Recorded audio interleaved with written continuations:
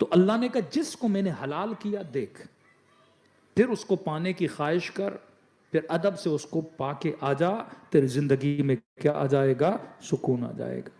جیب میں $100 ہے، اس دکان پہ جاؤ جہاں پہ $30 کی شرٹ ہے، $40 کی شرٹ ہے، $50 کی مثلا پینٹ ہے، آپ لے سکتے ہو، کوئی بات نہیں، چلے جاؤ، دیکھو، پسند کرو اور چیزوں کو لے کر آ جاؤ۔ حلال کے دائرے میں داخل ہو جاؤ، جو کھانا ہے جو لینا ہے لو، حرام کے دائرے میں نہ جانا، کیونکہ وجود میں کیا لے کر آؤ گے؟ حسرت لے کر آؤ گے۔ نجف کا ایک طالب علم یتیم تھا، ایک مدرسے میں بڑا ہوا، ڈیلی جاتا تھا حرم امیر المومنین میں۔ کھانسی کا مرض تھا، اسے بہت کھانستا تھا، زخم تھا اس کے سینے میں۔ کہتا ایک دفعہ صبح صبح امیر المومنین کی زیارت کر کے جب واپس مدرسے کی طرف آ رہا تھا تو مدرسے کے ساتھ میں کوئی گھر تھا، کہہ رہا توجہ نہیں تھی میری، اچانک دیکھا کہ ایک جوان لڑکی اس گھر کے اندر گئی، کہتا ایسے ہی اتفاقاً میری نگاہ اس کے چہرے پہ پڑ گئی۔ اب جوان آدمی، فارسی میں کہتے ایک نگاہ نہ 100 نگاہ، ایک نگاہ نہیں 100 نگاہ اس کا عاشق ہو گیا۔ اب زیارت پہ جا رہا ہے، اس کو مزہ نہیں آ رہا، 1 دن 2 دن بے چین۔ اب کیونکہ نیک تھا، ڈیلی جا رہا ہے امیر المومنین کے حرم میں کہ مولا جوان ہوں، شادی کے قابل ہوں، شادی کرنی ہے تو اسی خاتون سے۔ مدرسے آیا، اپنے استاد کو بولا۔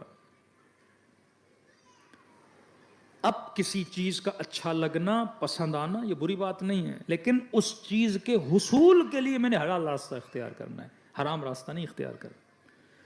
اس نے کہا کیا کروں؟ ادب کا راستہ یہ ہے کیونکہ یتیم ہوں، استاد نے بڑا کیا، اپنے استاد کو بولو کہ قبلہ فلاں ہمسائے کی کوئی خاتون ہے، مجھے اچھی لگی ہے، آپ جا کے معلوم کریں اور میرے لیے آپ رشتہ مانگنے جائیں۔ استاد نے کہا ٹھیک ہے جوان، کوئی بات نہیں، میں رشتہ مانگنے جاتا ہوں۔ یہ ہے حلال طریقہ۔ حرام طریقہ کیا ہے کہ جوان سیدھا فیس بک پہ چلا جائے کہ ماما اور چاچا کو کیوں بھیجوں جب فیس بک ہے تو، سیدھا خود چیٹ کرنا شروع کر دے، میسج کرنا شروع کر دے، پوئٹری بھیجنا شروع کر دے اور ٹوٹے ہوئے دلوں اور تیر سے بھرے ہوئے دلوں کی تصویریں بھیجنا شروع کر دیں۔ کسی لڑکی سے پوچھا کہ آپ جب اتنا بیزار ہو اس لڑکے سے تو شادی کیوں کی؟ کہ مولانا خط لکھتا تھا اگر تم کہو تو ستارے توڑ کے تمہارے لاؤں آسمان سے، ایسے ایسے خط لکھتا تھا، مجھے پاگل کر دیا تھا اس نے۔ کبھی کہتا تھا چاند توڑ کے لاؤں، کبھی کہتا تھا ستارے۔ میں نے کہا عقل تھی کہ نہیں؟ چاند لاتا نہ تم بچتی نہ یہ بچتا۔ اور سوچا بھی تو کرو کہ ایک بندہ دعویٰ کر رہا ہے، وہ کر بھی سکتا ہے کہ نہیں۔ حضرت سلیمان کا ایک واقعہ ذہن میں آیا، صلوات پڑھے محمد و آل محمد پر۔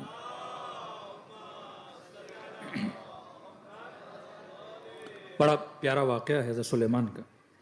کہتے ہیں نبی سلیمان ایک جگہ سے گزر رہے تھے، حضرت سلیمان کے لیے مشہور ہے وہ چونٹیوں سے باتیں کرتے تھے، پرندوں سے باتیں کرتے تھے، اللہ نے یہ صلاحیت دی تھی۔ تو نبی سلیمان فرماتے ایک جگہ سے گزر رہے تھے، ایک چڑیا اور ایک چڑا، پتہ نہیں اس کے نر کو کیا بولیں گے، تو ایک چڑیا اور ایک چڑا یہ آپس میں باتیں کر رہے تھے، اور نبی سلیمان گزرتے گزرتے ان کی باتوں کو انہوں نے سن لیا۔ اب چڑا کوشش کر رہا تھا کہ چڑیا کو راضی کرے، اور اسے کہہ رہا تھا کہ میں تم سے اتنا پیار کرتا ہوں، راضی ہو جا، اتنا پیار کرتا ہوں، شادی کر لے مجھ سے۔ وہ راضی نہیں ہو رہی تھی، اور حضرت سلیمان رکے کیوں؟ اس کے اس جملے کی وجہ سے۔ اس نے چڑیا کو بولا کہ اگر تم راضی ہو جاؤ میں تمہارے لیے تخت سلیمان کو لا کے یہاں رکھ دوں۔ کہتے یہ جملہ سنا تو حضرت سلیمان رک گئے، اسے کہا ادھر آؤ، کہ اپنی اوقات دیکھ، اپنی حیثیت دیکھ، اپنا وزن دیکھ، اپنا قد دیکھ، اپنا جسم دیکھ، تو میرا تخت اٹھائے گا؟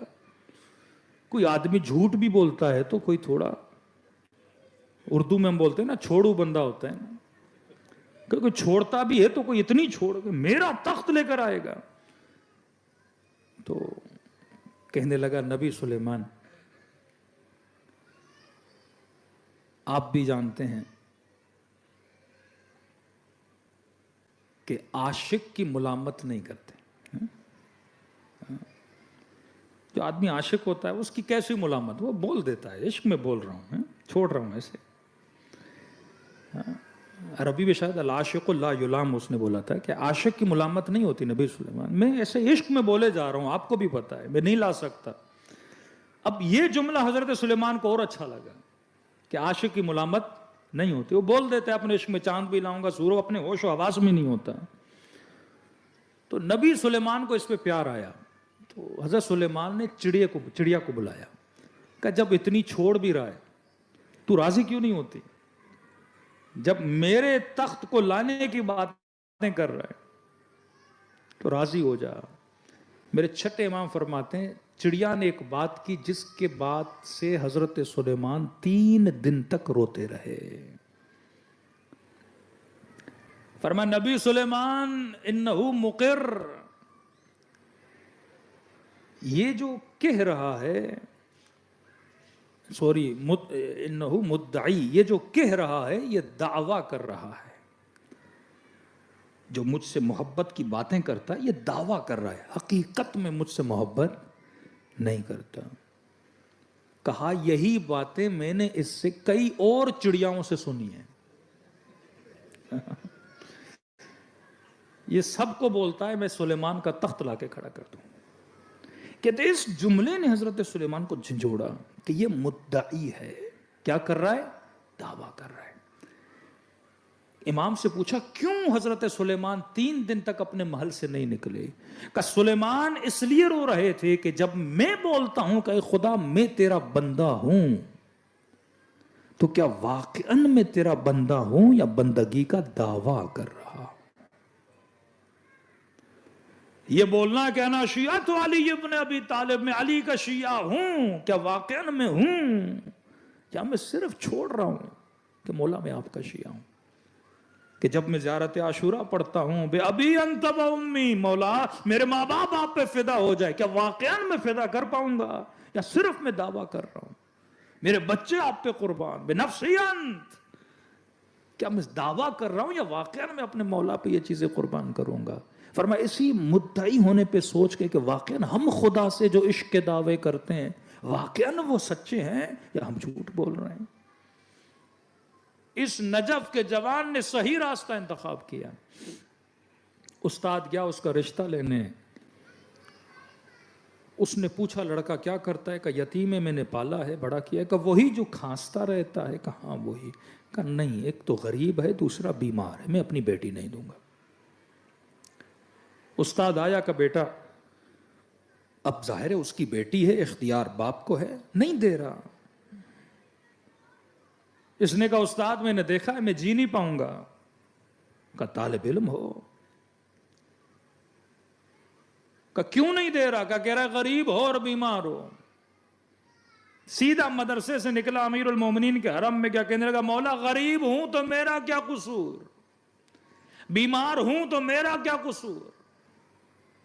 مولا میں کسی چیز کو پسند کر رہا ہوں, مجھے کیوں نہیں مل رہی. ہم مجھے کہتے ہم نہیں دیتے, مجھے غربت کا تانا تو نہ دیتے, مجھے بیماری کا تانا تو نہ دیتے. کہتا ہے کئی دنوں تک صحن حرم امیر المومنین میں روتا رہا. اتنے میں ایک شخص میرے سامنے سے گزرا. کہ جوان کیوں رو رہے ہو؟ میں نے کہا کوئی حاجت ہے؟ کہ جن کو حاجت ہوتی ہے وہ اپنے وقت کے امام کو بلاتے ہیں. کہ کیسے بلاؤں؟ کہ جا مسجد سہلا یا مسجد کوفہ, 40 شب بدھ امام زمانہ سے التجا کر. کہتا ہے غریب طالب علم تھا, میں نے 40 شب بدھ روزہ رکھتا تھا اور مسجد میں جاتا تھا, نماز امام زمانہ پڑھتا تھا اور امام کو بلاتا تھا. کہتا ہے جب آخری شب بدھ آئی, بے انتہا سردی کا موسم, غربت اتنی تھی, تھوڑی سی چائے روٹی کے 2 ٹکڑے لے کے مسجد گیا. اب کہتا ہے جب کھانستا تھا تو کھانسی اتنی شدید تھی میرے منہ سے خون آتا تھا. مسجد میں بیٹھوں کھانسوں تو خون آئے مسجد نجس ہو جائے، جب بھی کھانسی آتی اس سردی میں مسجد سے باہر جاتا، قلی کرتا، پھر آتا مسجد میں۔ افطاری کا وقت قریب تھا۔ عربوں میں رسم ہے کہ جب کوئی عرب سفرے پہ بیٹھتا ہے تو اگر کوئی مہمان آ جائے تو عیب مانا جاتا ہے، آپ مہمان کو دعوت نہ دیں سفرے پہ بٹھانے کے لیے۔ کہتا ہے روٹی کا ٹکڑا تھا، چائے کا ایک ہی کپ تھا، بھوک شدید لگی ہے، آخری شب بدھ ہے، اس امید سے بیٹھا ہوں کہ امام کی زیارت نصیب ہوگی۔ کہتے اتنے میں دیکھا ایک سید بزرگوار مسجد سے داخل ہوئے۔ میں نے کہا برا لگتا ہے، سید ہیں، بزرگوار ہیں، عالم ہیں اور دعوت نہ دوں؟ میں نے کوئی بات نہیں، اللہ مالک ہے، آج کھانا ایسے دیتا ہوں، میں پانی سے افطار کر لوں گا۔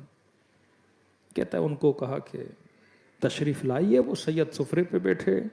میں نے کہا بسم اللہ، روٹی کا نہیں میں نے کھانا نہیں کھانا۔ میں نے کہا چائے پیجئے، انہوں نے کہا نہیں ہمیں چائے پینے کی عادت نہیں ہے۔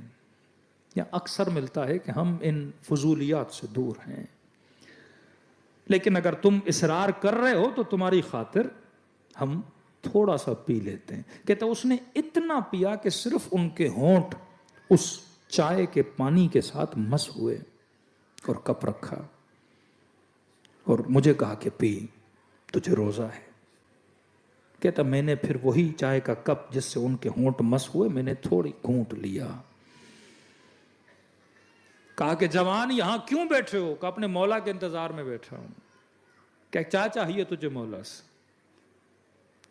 کہا کچھ حاجتیں ہیں۔ کہ بتا کون سی حاجتیں ہیں؟ کہا ایک تو غریب ہوں اور کسی نے مجھے غربت کا طعنہ دیا ہے۔ فرمایا امیری تمہارے لیے بہتر نہیں، مصلحت ہے کہ تو غریب رہے، امیر ہوگا تو اہل بیت سے دور ہو جائے گا۔ تیری دوسری خواہش تھی کہ تیری اس لڑکی سے شادی ہو جائے، کہ ہم دعا کرتے ہیں کہ تیری شادی ہو جائے۔ اور تیری تیسری خواہش تھی کہ تو بیمار ہے، تو کھانستا بہت ہے، اللہ نے تجھے شفا دے دی ہے۔ کہ یہ کہہ کر وہ اٹھ کے چلے گئے۔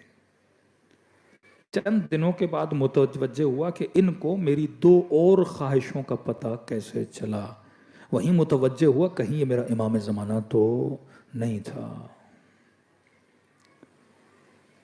کہتے اب جب نظروں سے اوجھل ہوئے اور وہ چہرہ جسے میں نے دیکھا تھا، اتنی مجھے محبت ہو گئی اس چہرے سے کہ وہ جو چہرہ دیکھا تھا اب وہ میں بھول گیا۔ اب کہنے لگا کہ پروردگارہ تینوں خواہشیں نہیں چاہیے، بس دوبارہ یہ چہرہ مجھے دکھا دے۔ شدید تھا نا وہ حسن میں، محبت میں۔ اب کہتا ہے دل اس کی طرف راغب ہو گیا۔ میں نے کہا کچھ بھی نہیں چاہیے۔ کہتا ہے سیدھا حرم امیر المومنین میں گیا، اتنا رویا کہ مولا آئے بھی میں نے پہچانا نہیں، میرے ساتھ بیٹھے میں نے پہچانا نہیں، پتا ہوتا ہاتھوں کا بوسہ لیتا، چہرے کا بوسہ لیتا۔ کہتا مولا اپنے ساتھ مجھے لے جائیے، کس دنیا کو لے کر بیٹھا تھا، اور امام تھے، امام سے امام کو نہیں مانگا۔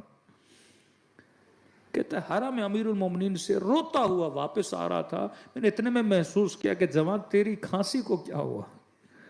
کہتا محسوس کیا کہ مجھے تو کب کی شفا مل گئی، شفا اسی چائے میں تھی جس سے امام نے اپنے ہونٹوں کو مس کیا تھا۔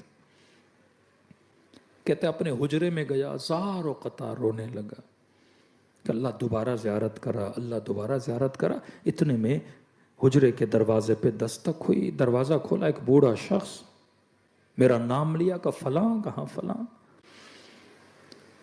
کہا کہ تم کھانس نہیں رہے؟ کہا کہ اس امام نے شفا دی ہے جو مریضوں کو شفا دیتا ہے۔